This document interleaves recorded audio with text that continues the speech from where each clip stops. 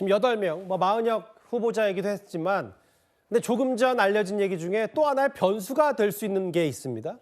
헌법재판소가 오늘이 25일이고요. 그러니까 모레인 27일 오전 10시에 최상목 권한대행의 마은혁 헌법재판관 후보자 임명과 관련한 임명하지 않은 것 관련해서 권한쟁의 심판을 선고합니다.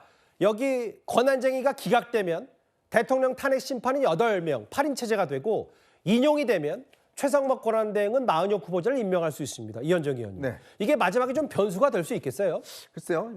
일단 헌법재판소가 27일 날 권한쟁의 심판을 통해서 임명해야 된다는 결정을 내리더라도 예. 아마 최상목 대행은 아마 임명하지 않을 가능성이 저는 높아 보입니다. 예. 왜냐하면 일단 이 권한 자체가 최상목 대행한테 있기 때문에 더군다나 지금 이 마은혁 이 후보자가 임명이 될 경우에 지금 이미 심리는 다 끝났지 않습니까? 그렇죠. 그러니까 아마 끝났기 때문에 아마 임명되더라도 본인이 여기에 아마 이 표를 행사하기는 어려울 것 같습니다. 물론 이 보통 이제 변론 갱신을 통해서 본인이 이 그동안 해온 거를 쭉 볼 수는 있겠지만 예. 그러나 지금 이 과정들을 보면 거의 한 70일 동안 쭉 해왔던 과정들에 전혀 참여를 하지 않았기 때문에 예. 아마 참여를 하게 될 경우는 꽤 큰 문제가 생길 겁니다. 그러게요.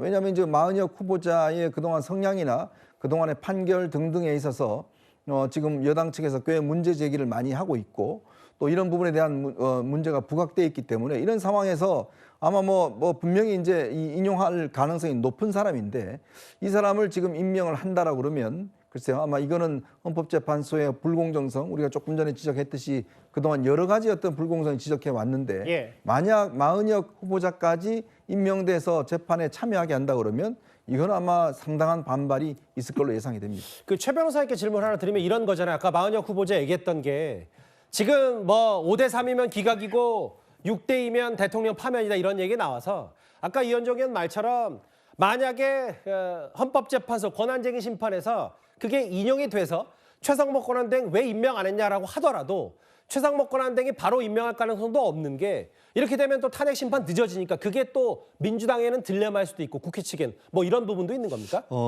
저는 논의 자체가 이와 같은 것이 위헌임을 확인한다는 것, 인용을 전제로 해서 한다는 것 자체가 예. 저는 그 가능성이 오히려 낮다고 보는데요. 이번에 27일 날 했는 맥락을 봤을 때는 말씀드린 것처럼 이걸 인용하면은 그 이후에 이 탄핵 절차의 지연을 뿐만 아니고 굉장히 공정성의 논란이 벌어질 수밖에 없습니다. 그렇다는 점에서 2월 27일 선고기일을 정했다는 그 맥락을 봤을 때는 오히려 어떻게 보면 국회 측의 청구를 기각할 가능성이 전 높다라고 예측을 하는데요. 예. 설령을 인용한다 하더라도 이것은 예를 들어서 권한 대행이 임명하라 이것이 주문이 아닌 것이고 권한 대행이 임명하지 아니한 것이 헌법에 위반됨을 확인한다 이런 거에 불과합니다. 그렇기 때문에 임명하지 않을 가능성이 있고 더불어서 임명한다 하더라도 제가 봤을 때는 만약에 재판에 이분이 들어올 경우에는 변론 갱신할 때 6개월 이상 됩니다. 예. 실질적으로 양승태 전 대법원장에 대한 1심 판결에서 재판부가 새로 바뀌고 변론 갱신하는 데만 6개월이 걸렸는데요. 예. 그렇기 때문에 아마 여기에서 꼼수를 쓴다고 하면은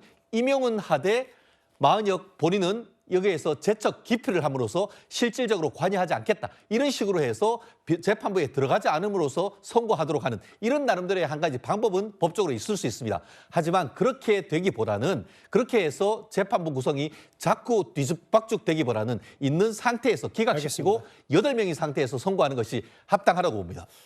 그 자막을 다시 한번 속보장을 부탁드릴게요. 모레 오전 10시입니다. 모레 오전 10시, 27일 오전 10시에 마은혁 후보자에 대한 권한쟁의 헌법재판소의 판단도 예정이 되어 있습니다. 지금 헌법재판소가 꽤 숨가쁘게 돌아갈 수밖에 없죠. 이번 주제 마무리하기 전에요. 이 얘기를 마지막으로 짚어보고 주제를 정리할까 합니다. 곧 있으면 대통령이 직접 최후 진술에 나섭니다. 이제 대통령이 헌법재판소에 도착한 지 1시간이 좀 넘었으니까 대통령도 아마 여러 가지 메시지들을 최종 마무리 단계에서 가다듬고 있을 텐데요. 앞서 헌법재판소는 무제한, 시간 제한 없이 대통령에게 진술 기회를 주겠다고 미리 밝혔었습니다. 소추위원과 피청구인 본인께 최종 의견 진술 기회를 드리는데 이때는 시간 제한을 하지 않겠습니다. 오늘 마지막 최후 진술인데 그간 12.3 비상계엄에 이뤘던 여러 가지 배경 그리고 현재 상태에 대한 진단, 그리고 여러 국가적 과제에 대한 어떤 국민 통합적인 메시지가 나올 거다 이렇게 보고 있고요. 무제한이기 때문에. 근데 이제 아까 여러 가지 그 점쳐볼 수 있는, 예상할 수 있는 얘기들이 있었어요. 대통령 변호인단이 이재명 대표 월담 얘기하거나 국가범법 위반 전과자 국회의원들 얘기하거나, 그동안 대통령이 변론기일 때 쭉 했던 핵심들 끌어내라고 지시한 적 없다. 이 계엄이 실패가 아니라 예상보다 빨리 끝난 거다. 홍장원 전 국정원 1차장의 메모는 탄핵 공작이다. 그럼 대통령의 오늘 한 40분 정도의 최후 변론 메시지, 뭐 한쪽에서는 대국민 사과해야 된다, 한쪽에는 뭐 개헌 카드를 꺼내야 된다. 근데 이런 흐름으로 봤을 땐 그럴 가능성이 별로 높아 보이질 않거든요. 네, 저도 애석하게도 대통령께서 일말의 사과를 조금이라도 하시지 않을까 기대를 했었는데, 변호인단의 저런 색깔론 공격을 보고 그 기대를 지금 싹 접었습니다.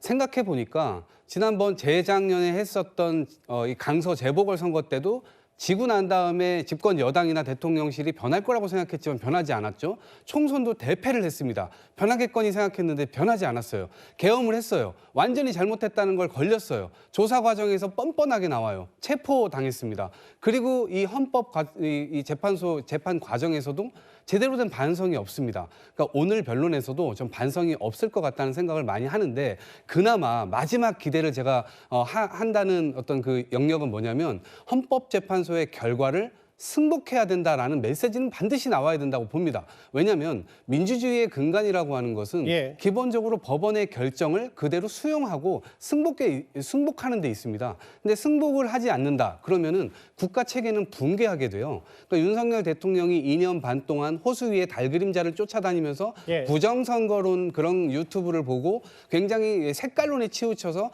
야당을 마치 반국가 세력으로 이렇게 인식을 하고, 예. 이런 여러 가지 인식에 있었다 손 치더라도 지금 이 순간만큼은 승복에 대한 메시지, 이것은 반드시 나와야 된다. 그것이 우리 대한민국을 다시 한번 다음 페이지로 넘기는 데 도움이 되지 않을까 싶은데, 아마도 예. 어찌 될지 한번 좀 지켜봐야 될 것 같습니다. 40분 정도 준비를 했다고 했고, 대통령의 여러 메시지 혹은 뭐 여러 설들이 있어요. 뭐 개헌 카드 혹은 뭐 대국민 사과가 국정 혼란을 준 점에 대한 사과, 혹은 내가 어느 정도 죄를 받을 테니 나머지 군 수뇌부는 좀 죄를 면해달라는 여러 시나리오 있는데, 실제로 대통령이 40분 동안의 육성을 통해서 어떤 말을 해야 할지는 저희도 전혀 감을 잡지 못하고 있기 때문에, 이 얘기는 저희가 대통령의 최후 진술이 미리 좀 공개되는 그 부분 때 다시 한번 속보로 만나보도록 하겠습니다. 일단 오늘 최후 진술이 예정돼 있는 마지막 변론기일 속보는 여기서 정리를 하고요.